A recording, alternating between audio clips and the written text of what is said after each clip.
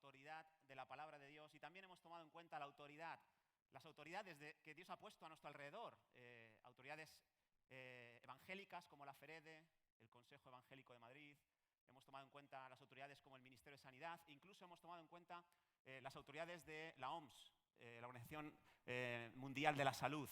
Y en base a todas estas fuentes, por cierto, siempre que uno quiere tener un punto de vista sobre un tema como este, es mejor informarse en fuentes fiables, porque hay mucho bulo, hay muchas falsas noticias que corren por internet y muchas de las cosas que manejamos no son correctas, no son exactas. Por eso es bueno ir a las fuentes fiables. Y en base a todo esto que os he dicho, en base a esta búsqueda que hemos hecho como ministerio, queremos transmitiros un mensaje relacionado con el coronavirus. En primer lugar, deciros algunos datos que son actuales, datos que acabo de evaluar, digamos, y datos como que, por ejemplo, en España hay 525 casos de infección por coronavirus.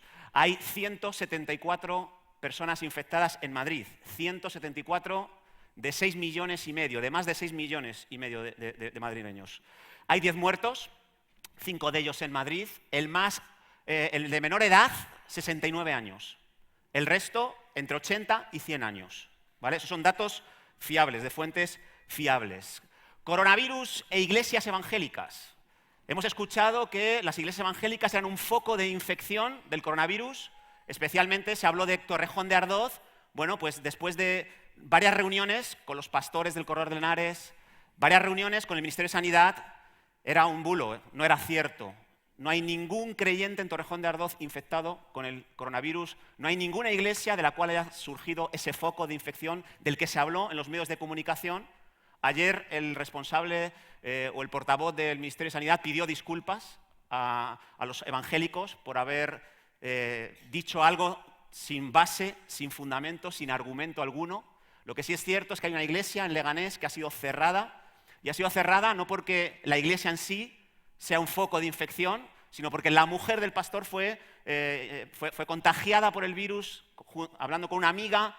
El pastor se ha puesto en cuarentena, lógicamente, por estar en contacto con su mujer, y se ha cerrado voluntariamente la iglesia como medida de prevención. Pero no la ha cerrado ningún ministerio ni ninguna institución pública. Así que esa es la única cuestión real en relación a coronavirus e iglesias evangélicas. ¿Y cuál es nuestra postura, hermanos? Como Iglesia Salem, nosotros creemos que necesitamos orar a Dios, mantener nuestra confianza en Dios, orar por los infectados, orar por protección de Dios para nuestras vidas y también, a la vez, a la par, tomar medidas preventivas. Necesitamos oír los consejos de las instituciones, los consejos de las personas que están al frente de esta crisis producida por este virus. ¿Y cuáles son algunos de las indicaciones, cuáles son algunas de las medidas preventivas que ellos nos dicen que debemos de tomar? Bueno, dejadme que os diga algunas y que las tomemos en cuenta. Es importante, necesario, lavarse las manos con jabón de manera frecuente. Y lavárselas, pues, como 30 segundos, ahí, y jabón, ¿vale?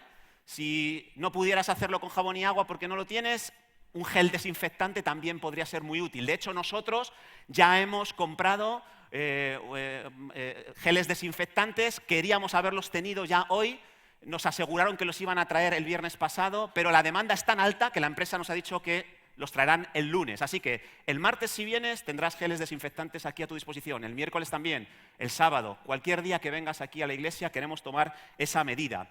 Otra cosa que a nivel preventivo, si toses, si estornudas, pues dicen que la manera es así, ¿vale? Con el codo. Por lo tanto, si luego saludas con el codo, ten cuidado.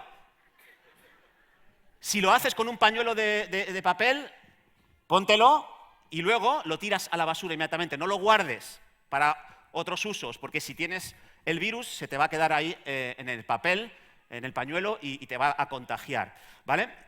Ahora, eso sí, hermanos, también quiero que entendáis que estamos en época de alergia. ¿Cuántos alérgicos hay aquí? Desde hace 40 años. Sé muy bien cuáles son los síntomas alérgicos. La semana pasada estuve estornudando. Y me pareció raro porque mi alergia es a las gramíneas y al olivo y yo lo suelo experimentar en mayo. Pero empecé a sentir estos síntomas. Pero Es fácil, tú entras a una página oficial sobre polen y te das cuenta cuáles son los niveles de polen que están más altos y te das cuenta de que las gramíneas en la semana pasada estuvieron muy altas. Y a lo mejor yo estoy estornudando y estoy tosiendo y es por alergia. Entonces hay muchos alérgicos aquí, ya lo habéis visto. No sospechemos del primer estornudo que surja, ¿vale? Pero si tu tos y tu estornudo no es algo razonable, no tienes claridad de qué puede ser ese estornudo, esa tos, lo que se aconseja es que no te unas a grupos multitudinarios como este, que por precaución quizás te quedes en casa y nos puedas ver a través de Internet, ¿vale? Si no eres alérgico y empiezas a estornudar, empiezas a toser, mantén las medidas de prevención que nos aconsejan. También evita tocarte los ojos, la boca, la nariz con tus manos, es por ahí por donde viene el foco de contagio. También se nos aconseja, y ahí ya cada uno a su criterio, darnos la mano, darnos besos, prestarnos el móvil. Oye, toma mi móvil para hacer una llamada, ¿no? Puede ser una fuente de contagio también, así que lo que se aconseja es que evitemos darnos besos, tocarnos y pasarnos nuestros móviles.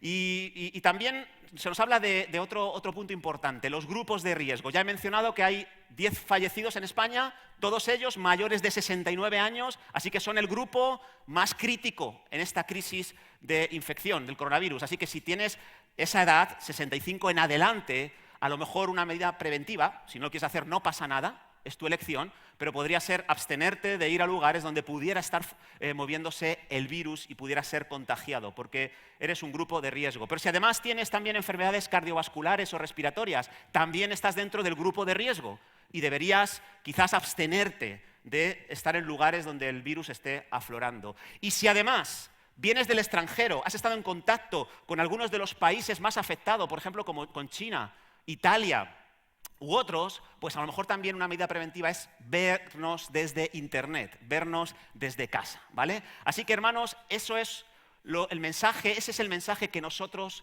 queremos transmitir desde el ministerio de esta iglesia. Oremos, confiemos y tomemos medidas preventivas, ¿de acuerdo? Orad y velad, o como diríamos en términos antiguotestamentarios, si queremos construir nuestra vida en el futuro, como Nehemías, con un lado la espada y con otra el instrumento de trabajo humano, ¿de acuerdo? Así que vamos a equilibrar esas dos experiencias, la oración y la precaución. Y si alguien tiene alguna duda sobre el tema, que no haya resuelto yo aquí, al finalizar esta reunión, en el hall van a estar algunos de los miembros de nuestro equipo sanitario de la iglesia y con mucho gusto te van a ayudar a responder cualquier tipo de duda que tú tengas, ¿de acuerdo? ¿Sí? ¿Alguna pregunta? Al finalizar en el hall, ¿de acuerdo? Al equipo sanitario, que ellos os van a dar mejor información. Sin más, hermanos, vamos a ir a la palabra. ¿Os parece? ¿Sí? Y quiero compartir con vosotros un mensaje para cerrar una trilogía de sermones relacionados con características que debe tener un creyente para que el grupo en el que se congrega sea casa de Dios y puerta del cielo, que ese es nuestro lema en este año. Y no sé a cuántos les suena Juan capítulo 12. ¿Os suena Juan capítulo 12? Versículos del 1 al 3, porque las últimas 3 veces que he subido he hablado acerca de él. Así que, por favor, acompañadme a Juan capítulo 12 para leer los primeros 3 versículos de este capítulo. Muy bien.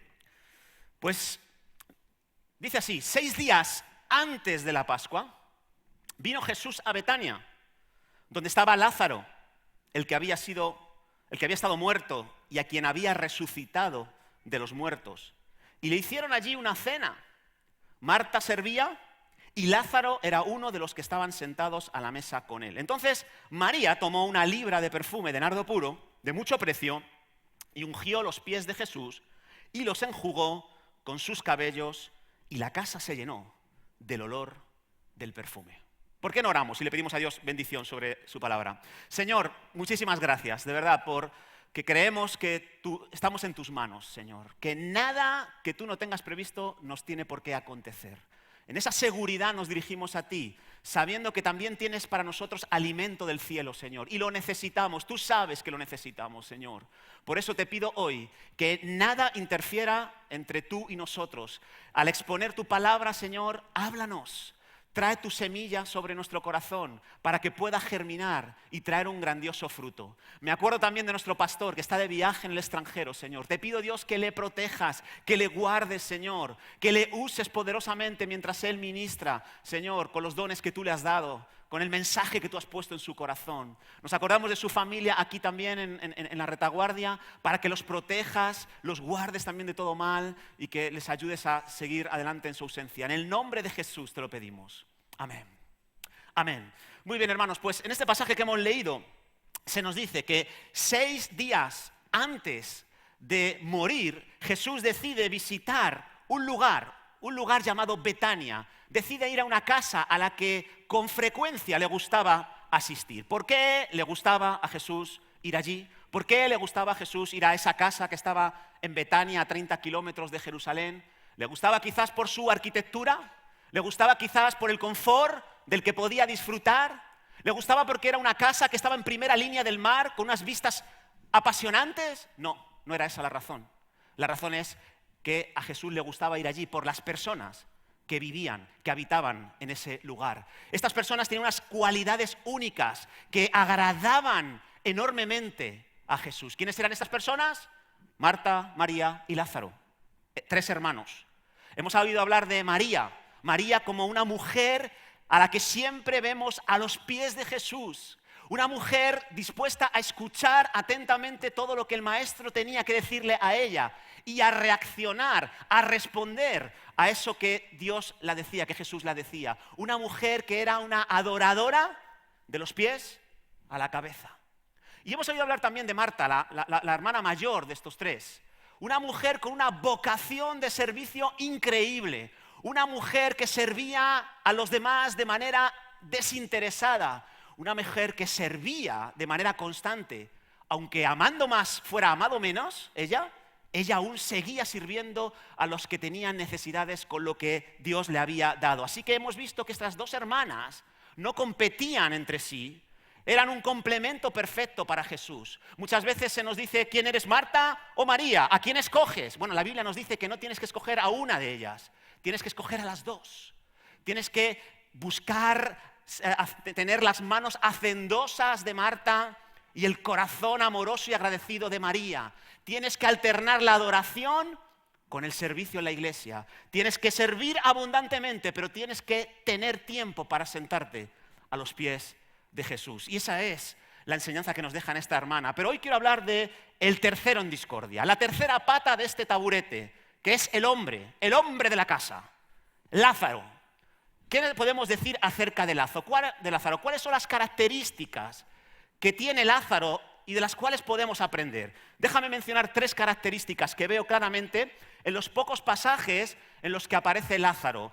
La primera característica, y seguro que la conocéis todos, es que él fue un hombre que experimentó el poder de la resurrección. Todos lo sabéis, este hombre enfermó gravemente y murió. 4 días después de que ya hubiera sido embalsamado, que hubieran cubierto su cuerpo con unas vendas, un sudario, que le hubieran metido en un sepulcro y hubieran tapado con una piedra, 4 días después, este hombre volvió a la vida. Volvió a la vida por la acción de Jesús. Fíjate el versículo que registra este hecho. Juan capítulo 11, versículo 43. Fue Jesús y clamó a gran voz, diciendo, Lázaro, ven fuera. Sencilla frase.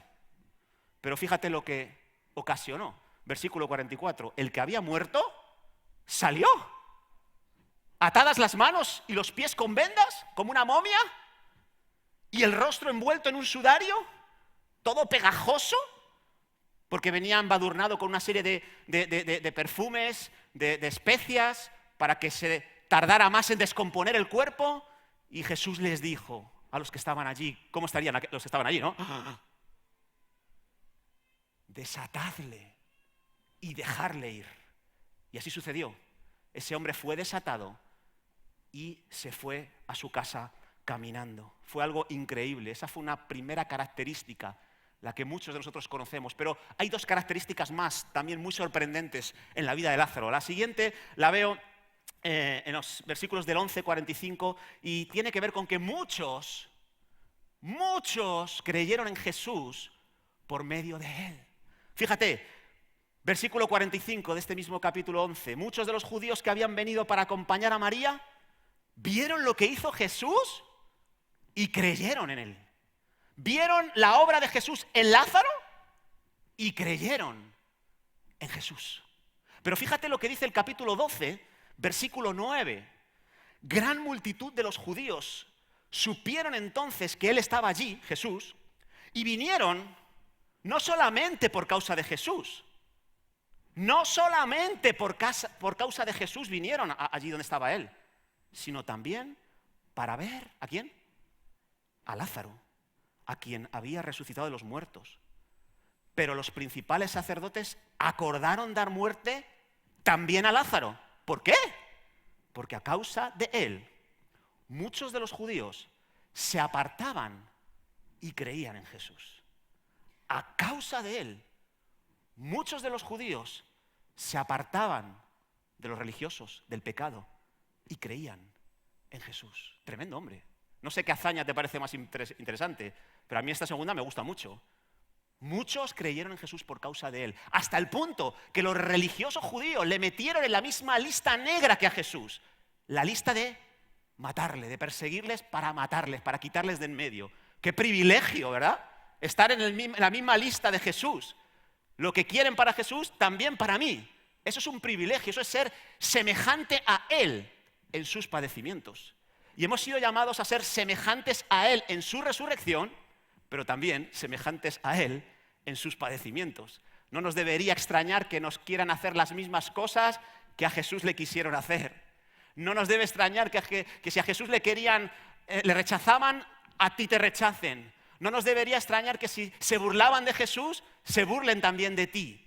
No nos debe extrañar que si la familia biológica de Jesús hubo una etapa en la que no quería saber nada de él, le perseguían. No te debe extrañar que tu familia biológica también te persiga a ti. No te debe extrañar que si a Jesús le quisieron matar, a ti también te quieran matar. No nos debe extrañar. Y eso fue lo que le pasó a Lázaro. Ahora, tercera característica de Lázaro. Y esta, te digo, para mí es la más impresionante de las tres.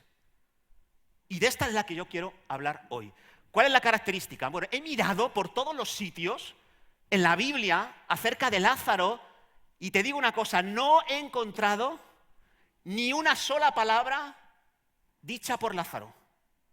No se registra en la Biblia ni una sola palabra que haya salido de la boca de Lázaro.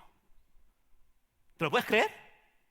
Sí, le vemos sentado en la mesa con Jesús, pero nadie le puso un micro, nadie registró ni una sola palabra que dijera Lázaro. ¿Qué representa, por lo tanto, estas características de Lázaro? ¿Qué representa su vida? Para mí su vida representa el poder de predicar sin palabras. El poder de predicar con el ejemplo. Yo le llamo a Lázaro un testigo mudo. Y así he predicado esta enseñanza. Lázaro es un testigo mudo. Sus hechos hablaron más alto, más fuerte que sus palabras. Las palabras son necesarias. Es necesario que el evangelio sea predicado. Pero ¿sabes una cosa? Las palabras que no van acompañadas de ejemplo hacen que el evangelio pierda fuerza en los oídos de los no creyentes. Las palabras, dicen algunos, son enanos en comparación con los ejemplos. Los ejemplos son gigantes, dicen. Las palabras pueden impresionar. ¿Sabes? Tú puedes hablar a tus hijos, convencerles sobre un tema y dejarles en silencio, sin argumentos, sin respuesta alguna para contrarrestar lo que tú le estás diciendo. Pero ¿sabes algo? Tu ejemplo va a transformar a tus hijos. Tus palabras, por muy buenas que sean, pueden impresionar, pero tu ejemplo de vida transforma a las personas que estás a tu alrededor. Y esto es lo que ejemplifica Lázaro, y es de eso de lo que yo quiero hablar, de ser capaces de, sí, hablar del evangelio, sí, predicar, pero enfocarnos mucho en ser testigos mudos. Asegurarnos de que nuestro ejemplo hable más alto, más fuerte que nuestras palabras. ¿Os parece bien? ¿Sí? Vamos a hablar acerca de buenos y malos testigos. Y para eso quiero usar como base también Algo en lo que he estado estudiando mucho en este tiempo, he estado estudiando mucho acerca de la tierra prometida, la tierra de Canaán. Una tierra que Dios prometió a Abraham y a su descendencia. Y que casi 600 años después de la promesa, el pueblo de Israel consiguió conquistarla. Pero antes de que eso sucediera, 38 años antes de que Israel conquistara y poseyera la tierra de Canaán, Moisés envió 12 espías, 12 testigos, a recorrer la tierra de Canaán para observar cómo era esa tierra. Y después del tiempo en el que recorrieran toda la tierra, ellos tenían que volver ante el pueblo de Israel, ante los hijos de Israel, y transmitir su testimonio, transmitir su reporte acerca de la tierra prometida. Ya conocéis la historia. 10 de ellos hablaron al pueblo y hablaron mal sobre la tierra de Canaán. Dieron un mal reporte, un mal testimonio sobre Canaán. 2 de ellos hicieron lo contrario. Hablaron a Israel y dieron un buen testimonio, dieron un buen reporte de la tierra prometida. Y usando estos versículos que están en Números, no los vamos a leer, pero los del capítulo 13 hablan de los malos testigos, los del capítulo 14 hablan de los buenos testigos. Yo he establecido un paralelismo, una especie de parábola para enfocar bien el tema que yo estoy tratando con vosotros. Yo he establecido como tipo la tierra prometida, la buena tierra, la he visto como que representa lo que es la vida cristiana. Todos sabemos que la tierra de Canaán, la buena tierra que Dios le prometió a su pueblo, no es el cielo. No es el cielo porque en el cielo no hay gigantes, no hay enemigos, no hay dolor, no hay muerte. Pero la tierra prometida tiene muchas similitudes con lo que es la vida cristiana. La vida que uno emprende estableciéndose en relación con Cristo. Así que la buena tierra para mí representa la vida cristiana. Los espías, ¿a quiénes representan? A los cristianos. A los cristianos que por su conducta, por sus palabras, testifican de la buena tierra, testifican de Cristo. ¿Y los hijos de Israel a quién representan? Para mí representan a la humanidad. Una humanidad que va a ser inspirada por los testigos o va a ser movida a murmurar y a despreciar a la buena tierra, a Cristo, y a darse la vuelta atrás e irse por su propio camino. Así que esos paralelismos, esa parábola puede enseñarnos muchas cosas. Puede enseñarnos que, por ejemplo, que los hijos de Israel, la humanidad, que está esperando a que los testigos le comuniquen lo que han visto, lo que han oído, lo que han palpado. Están esperando a ver qué les dice ese testimonio, qué les muestra ese testimonio de vida para tomar una decisión en favor de Dios o no. Y esa es la reacción de la humanidad. La humanidad no está dispuesta a probar por sí misma. La humanidad no está dispuesta a entrar por sí misma en la tierra prometida. Necesita, primero, un refuerzo de los testigos. La humanidad no va a ir a la Biblia a ver si lo que dice la Biblia es bueno para mí, si verdaderamente de la Biblia se destila la leche y la miel que se destilaba de la tierra prometida. La gente no va a venir a un culto aquí, por norma general, la gente no creyente, para ver si lo que sucede aquí es bueno para mí o no. ¿Sabes? Ellos van a mirar a aquellos que se dicen cristianos, a aquellos que dicen que están visitando la tierra prometida, y van a mirar y van a decir, vamos a esperar, vamos a ver qué testimonio nos dan estos que se dicen cristianos. Y están esperando a los testigos, a los espías, que eres tú y que soy yo. A ver, voy a leer, dicen los humanos, los no creyentes, voy a leer primero la Biblia viviente y luego decido si leo la Biblia escrita. Y si la Biblia viviente que tengo delante de mí es inconsistente, van a cerrarse a ver la Biblia escrita. Si lo que tengo delante no me convence, no me voy a ir a la tierra prometida ni de broma. Voy a huir de allí. Así que quiero decirte que esa es la situación de la gente que vive en este país, en España. Quieren ver nuestra conducta, quieren ver nuestro carácter y quieren verlo como el mensaje que traemos. Y eso es lo que a ellos les va a convencer. No van a leer la Biblia escrita, repito, van a leer las epístolas vivientes que somos nosotros. Van a decir, a ver, y algunas veces cuando vean dirán, pues si esto es ser cristiano, yo no lo quiero. Si este es cristiano, vale, le respeto, pero yo jamás haría en mi trabajo lo que este está haciendo. Y eso es con lo que se van a quedar. Así que déjame darte 3 palabras en relación a esto. La primera, quiero dar una palabra a los que rechazan a Jesús por los malos testigos, por los testigos que no han traído un reporte adecuado de la buena tierra de Cristo. Los que rechazan a Jesús por causa de los malos testigos, ¿sabes lo que dice la Biblia? No tienen excusa. No tendrán excusa. No van a ser justificados al decir, es que vi la humanidad de Pedro David y no quiero saber nada de Cristo. No tendrás excusa, aun cuando tengas razón en este reporte. Y déjame decirte que es natural que haya personas que no quieran saber nada de Dios, que digan a mí no me conviene Cristo, simplemente por una mala experiencia con un espía, con un testigo, supuestamente de Cristo. Es normal, no sé si os ha pasado a vosotros, pero yo recuerdo una vez que visité un país en Latinoamérica y antes de ir, bueno, pues personas que son de ese país, que viven aquí en España, me intentaron alertar de los peligros que podía correr yo en ese país.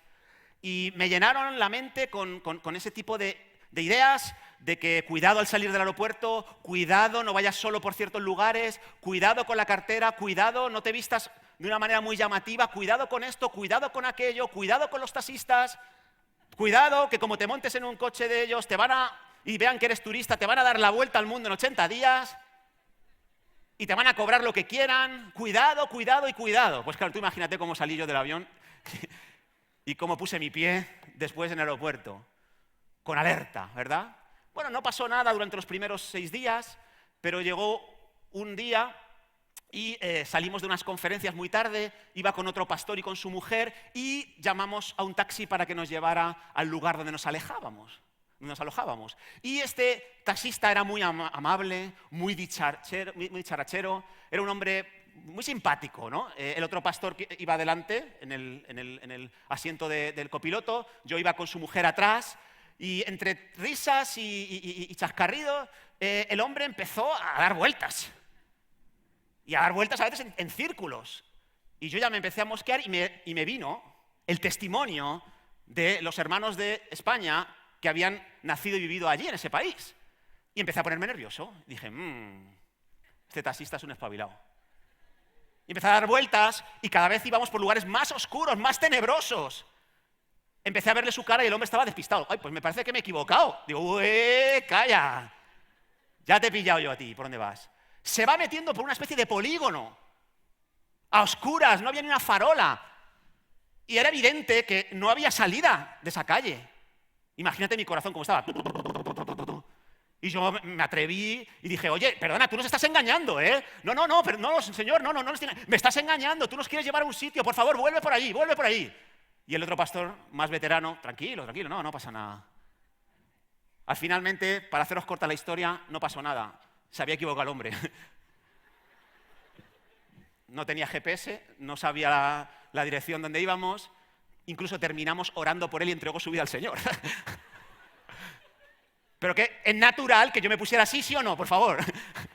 Si me han llenado la cabeza de ideas, si he escuchado a testigos diciéndome, cuidado con el taxista, si he visto cosas, si estoy viendo cosas que me hacen recordar lo que me han dicho, es normal que yo actúe de esa manera. Es muy natural que una persona no quiera saber nada de Cristo cuando ha tenido varias experiencias negativas con aquellos que son testigos de Cristo.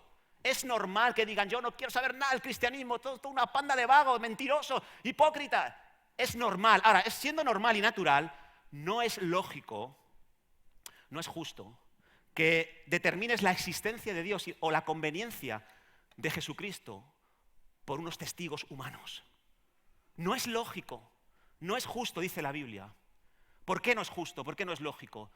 Porque Dios se ha dado a conocer sin necesidad de intermediarios.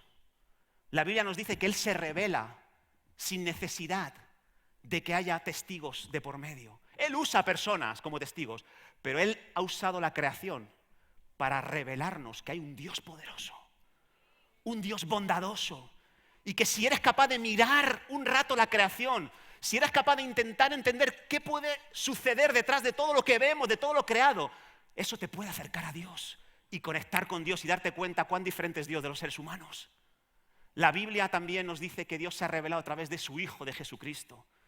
Y si tú en vez de enfocarte en un cristiano, te enfocas en Jesucristo, si tomas tiempo para analizar a Jesucristo y ver su persona, ver su actitud ante los pecadores, su carácter, cómo reacciona ante las dificultades, si tú eres capaz de observar y detenerte lo suficiente en Jesucristo, ¿sabes qué va a pasar? Que te vas a enamorar de Él, independientemente de lo que otros representantes de Jesucristo te digan.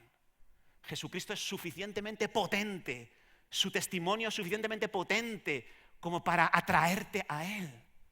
Y no hablemos del Espíritu Santo, no hablemos de esa tercera persona de la Trinidad que viene a nuestras conciencias para convencernos de algo que está en nosotros y que no nos conviene.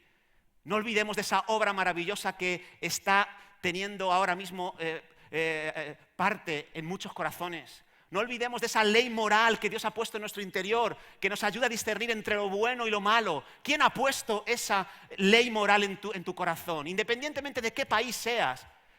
Hay personas que jamás han oído hablar de Jesucristo, pero saben, porque hay un reloj moral en su interior, saben que hay algo que es malo y hay algo que es bueno. ¿Quién ha puesto eso ahí? Sino Dios. Así que es lógico, es natural que dudes, desconfíes de Jesucristo por lo que has visto en personas humanas, pero no es justo que metas a Dios en el mismo saco que los hombres.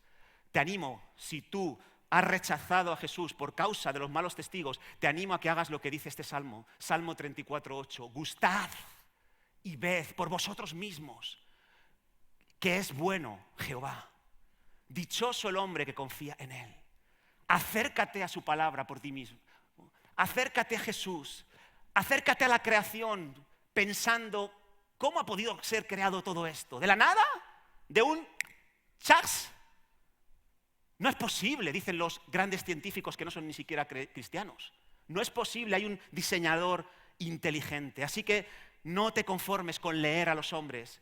Lee el libro que Dios nos ha dejado. No te quedes con la sensación que te dejan otras personas que te hablan de Dios.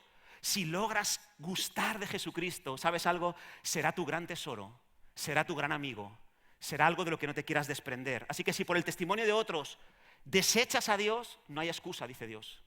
Tienes suficiente testimonio como para creer a Dios. No hagas eso, serás responsable de tu decisión, dice la palabra. Ahora déjame dar otra palabra en esta ocasión para los malos testigos, los malos espías, los que son de tropiezo a la humanidad por lo que hacen o por lo que dicen. Déjame recordarte algo que ya he dicho, que la humanidad está observando no tanto tus palabras, sino tus hechos. Déjame decirte que para la humanidad las palabras son nada, es viento. No es tan importante lo que tú les digas, son los hechos los que cuentan cuando están observando a un cristiano. Déjame decirte que la humanidad no está tan interesada en lo que decimos desde el púlpito, ni siquiera lo que tú compartes en tu grupo de hogar, ni siquiera lo que tú dices cuando sales a la calle a evangelizar. Y todo esto hay que hacerlo, pero déjame decirte que no es en eso en lo que se van a enfocar cuando estés delante de ti. ¿Sabes en lo que se van a enfocar? Se van a enfocar en cómo eres tú como persona, cómo reaccionas tú ante la adversidad, cómo tratas a tu mujer, cómo tratas a tu marido, cómo tratas a tus hijos, cómo gestionas tu hogar, tus finanzas, cómo te comportas en el vecindario, en el colegio, en el trabajo. Eso es mucho más impactante para ellos que lo que tú le puedas compartir. Tus acciones son gigantes en comparación a tus palabras, aunque sean palabras bíblicas memorizadas desde hace muchos años. Mientras el mundo sea mundo, la gente se va a enfocar más en lo que haces que en lo que dices. Mientras el mundo sea mundo, la gente no va a poder escuchar tus palabras si lo que estás haciendo es algo negativo, algo contrario a las palabras que predicas. Así que necesitamos huir de ser malos espías. Y déjame hablarte de dos tipos de malos espías o de dos malos testigos. Hay dos tipos, muy diferentes el uno del otro, pero los dos en algún punto son malos espías. El primero es el espía hipócrita. Ese es el peor. Este es el que tiene un rostro de piedad, canta como los ángeles, ora con frases increíbles, muy fundamentadas en la palabra, con gran base doctrinal, enseña de una manera increíble, no dice palabrotas en su trabajo no insulta a nadie, pero ¿sabes una cosa? Este mal espía, el hipócrita, de pronto, cuando nadie le ve, cuando está en lo oculto, hace cosas que no debe. Y sabe que están mal, pero lo hace. Es envidioso y no se puede alegrar con el bien de otros. Y trama un plan para desacreditar a aquellos que le están haciendo sombra de alguna manera. No dice palabrotas, no insulta a nadie, pero es materialista. Su único deseo es tener más y más. No dice palabrotas, no fuma, no bebe, no se droga, pero murmura de una manera increíble por detrás. Desacredita a otros y a su reputación. No tiene el coronavirus, pero si necesita mentir para salvar su pellejo, lo va a hacer sin despeinarse. Ese es un mal testigo, es un mal espía. Esos son los que a la humanidad los echa para atrás y se quieren volver a Egipto mejor. Yo quiero ir a Egipto, me gusta más Egipto. Pero luego hay otro espía y ahí debo decir que me encuentro yo. Otro mal espía. Y es aquel que está luchando por agradar a Dios con todo su corazón. Pero en ocasiones su naturaleza caída le juega una mala pasada. Ahí me encuentro yo en muchos momentos. Es el espía débil. No es el hipócrita, no quiere dar una imagen de cara a la galería y luego vivir otra vida distinta. ¿Qué va? Este quiere vivir agradando a Dios, pero a veces su carne le juega malas pasadas. Y esas malas pasadas son vistas por otros. A veces el orgullo le puede a un creyente que es auténtico, pero la carne le juega malas pasadas. A veces su ira sale de una manera incontrolada, inadecuada. A veces es imprudente este tipo de espía. Es bien intencionado, pero a veces la riega, cruza líneas que no debería cruzar. Y déjame decirte que aun los mejores cristianos tienen momentos en los que su testimonio contradice su fe. Los mejores cristianos, si son honestos, van a reconocer que en ocasiones son malos espías, son malos testigos y aún tienen necesidad de decir: Padre, perdona nuestras deudas. Padre, perdona mis fallos, perdona mis debilidades, perdona lo que estoy proyectando al vivir de esta manera, perdona por lo que he podido proyectar en este estado de debilidad, perdona nuestras deudas, Señor. Y tenemos que ser conscientes de eso.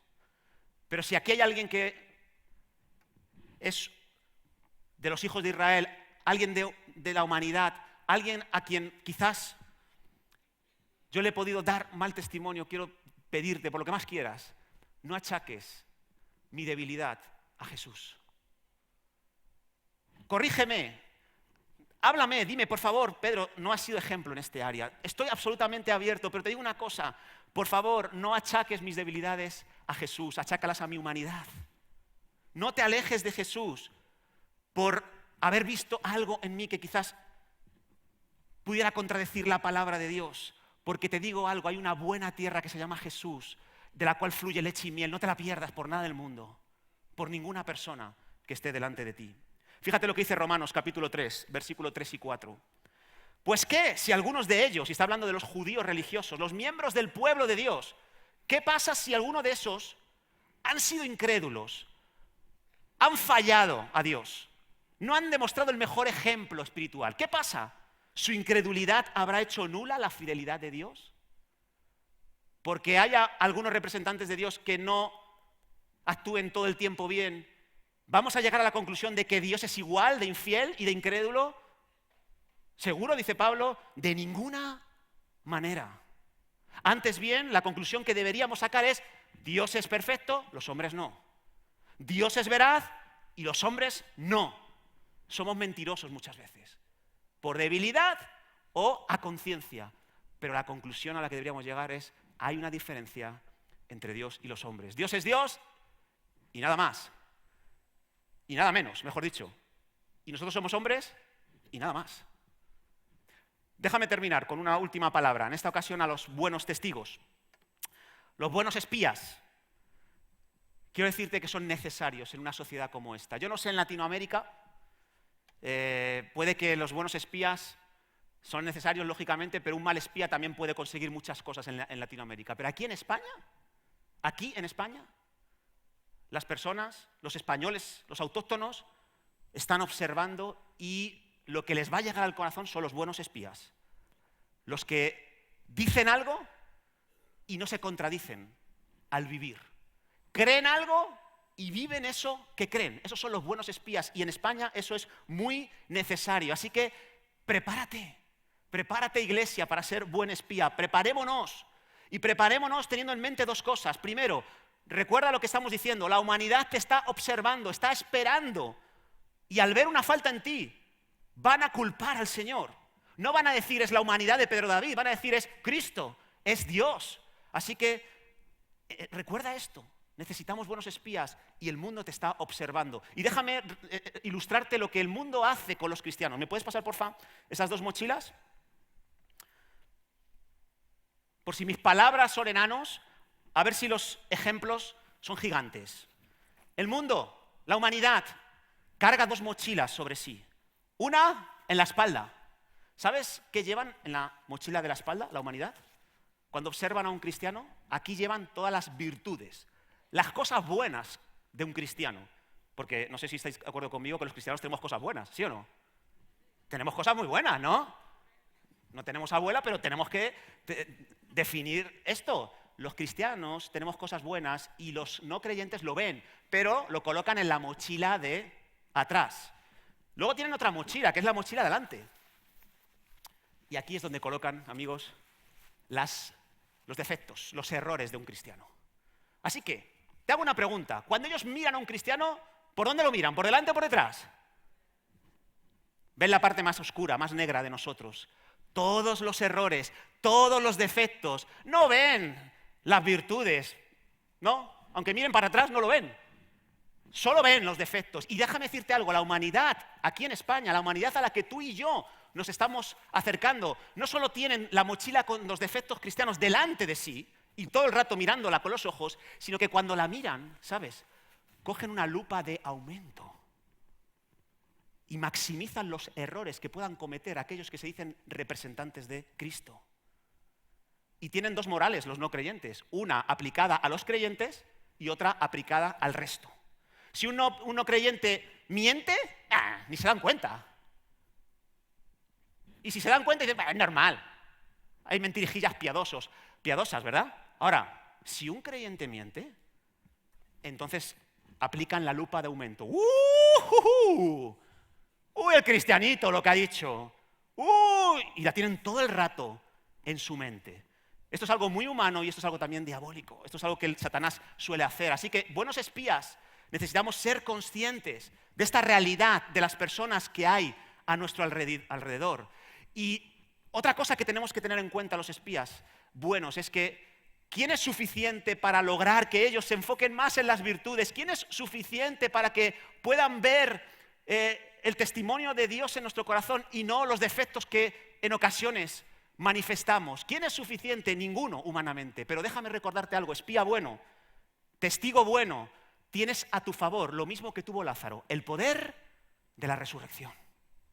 Y esa es la clave de todo esto, el poder de la resurrección. La resurrección de Cristo fue un hecho increíble. El apóstol Pablo dijo en 1 Corintios 15 que si Cristo no resucitó, vana es nuestra fe. Tú no puedes vivir una vida de fe si Cristo no hubiera resucitado. Y por eso Jesús se apareció durante 40 días después de resucitar a una multitud de personas.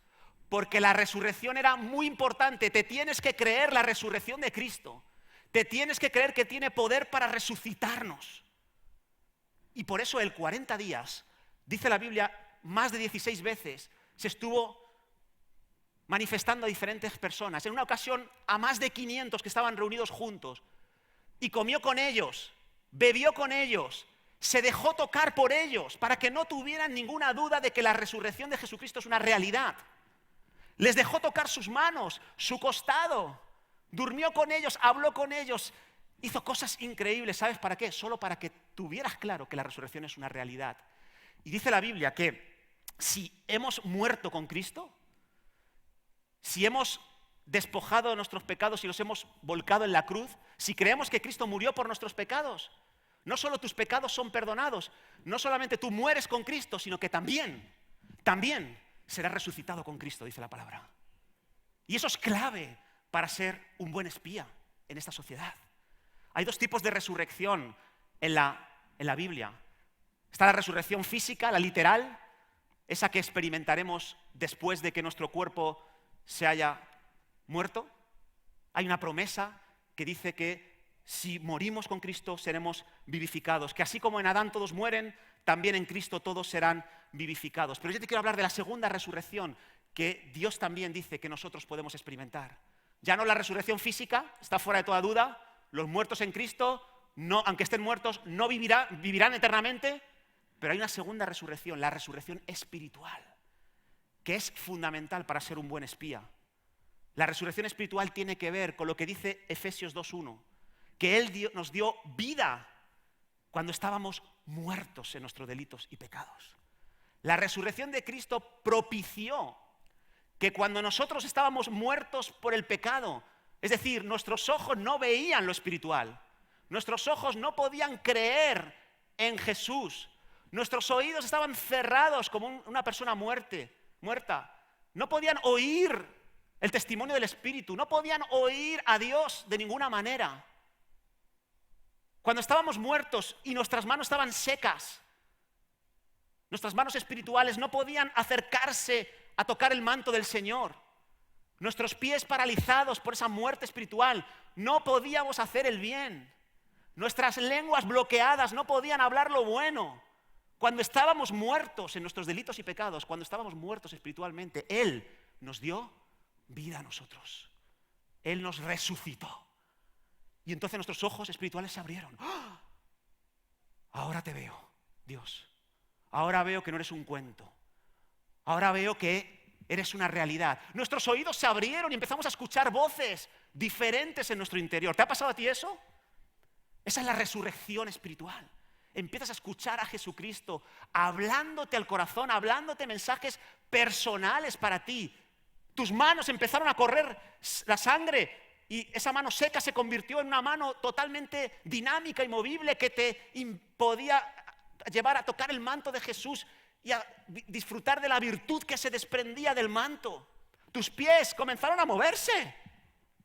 Tus pies espirituales, claro. Y empezabas a ver una capacidad nueva en ti para obedecer a Dios, para ir en la dirección adecuada y para huir de la dirección que no te correspondía. Esa es la resurrección espiritual. Una resurrección que simboliza lo que vivió Lázaro. Fíjate, lo hemos leído antes, que el poder de Jesucristo le hizo salir de la tumba. Y las vendas de muerte, el sudario de muerte, lo que le tenía atado y paralizado para poder vivir, fue quitado, fue deshecho. Y comenzó una nueva vida, Lázaro. Así que esa resurrección espiritual es la que necesitamos para ser buenos testigos, como lo que sucedió con Lázaro. Esa resurrección nos hace experimentar cambios increíbles. Cambios, eso sí, a veces graduales, progresivos, como el cambio que produce una semilla cuando es plantada.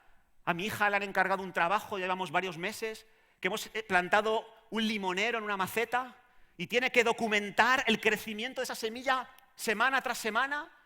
Y las primeras semanas estábamos dudando si habíamos hecho bien el proceso de plantar, porque no se veía nada. Y como somos de ciudad, conocemos de farolas, pero de campo poco, pues decíamos, lo habremos hecho mal y si plantamos otra semilla. Vamos a esperar semanas, 2, 3, 4, y de pronto un día mi hija me manda una foto al trabajo.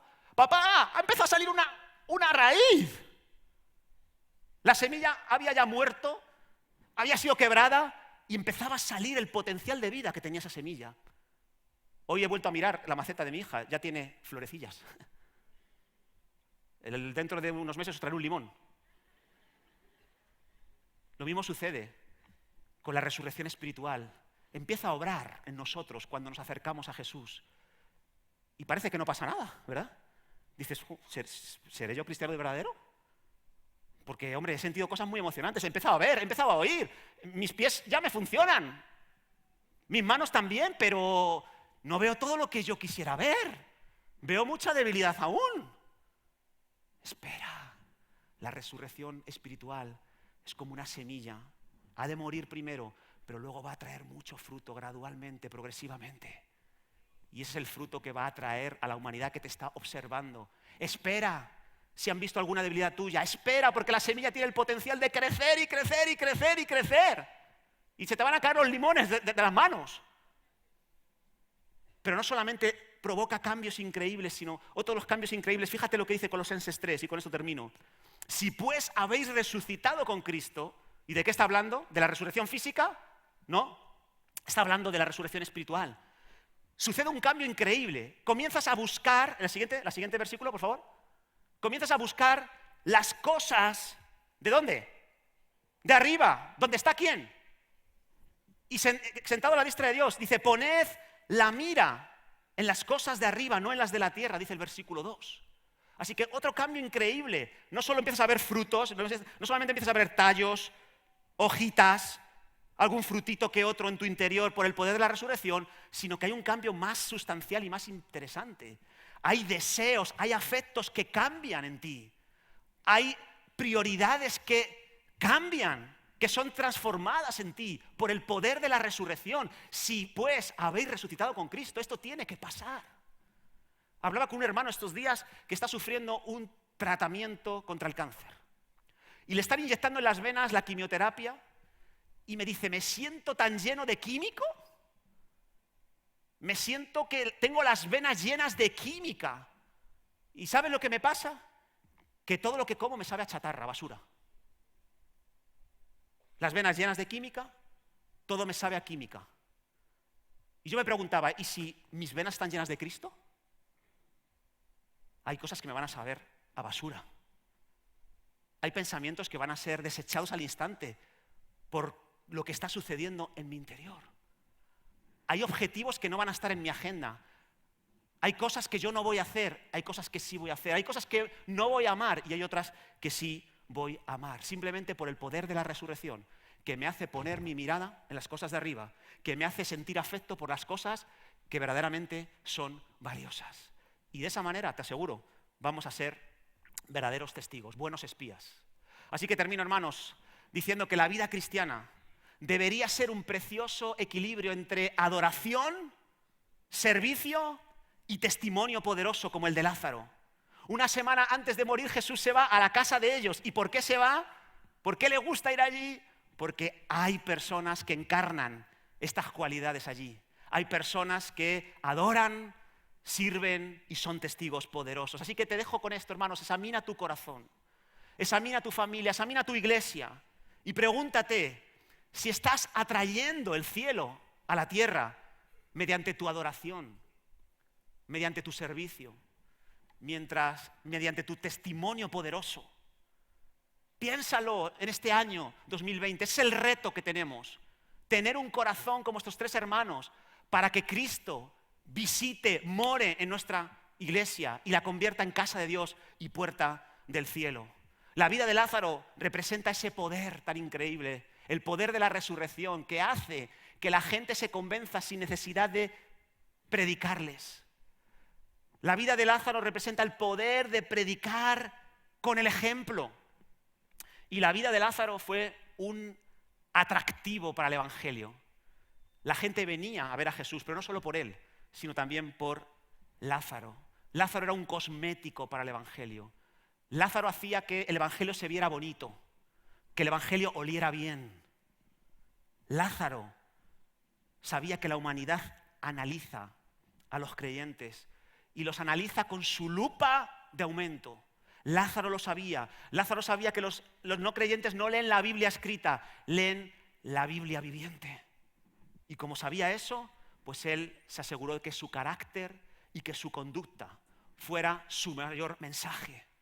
Y eso es lo que nosotros también debemos asegurarnos, de ser buenos testigos como Lázaro, como Josué, como Caleb.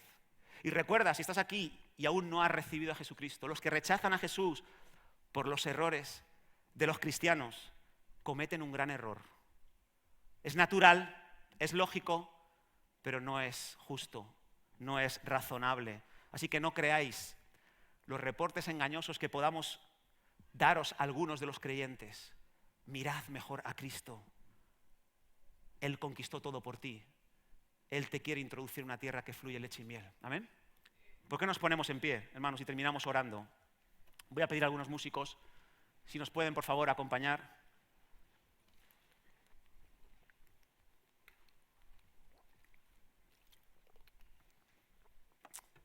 Y quiero que tomemos unos instantes breves de reflexión, de oración. Quiero que medites en Lázaro, en el poder de la resurrección que obró en su vida, en los muchos que vinieron a los pies de Jesús por él, y en que no se registra ni una sola palabra en la Biblia suya. Quiero que medites en ese testimonio poderoso de Lázaro.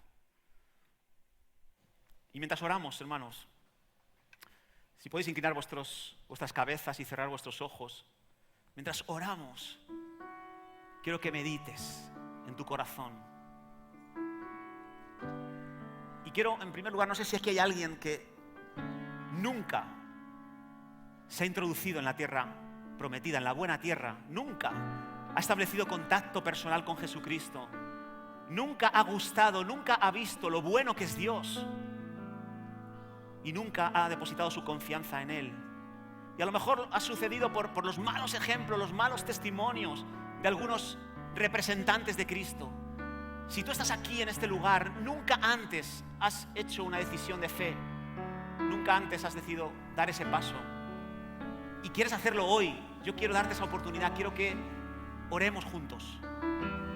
Si es tu caso y estás ahí, levanta tu mano. Tú quieres hoy dar un paso en dirección a Jesucristo, levanta tu mano allí donde te encuentres y yo quiero orar por ti, allí donde te encuentres.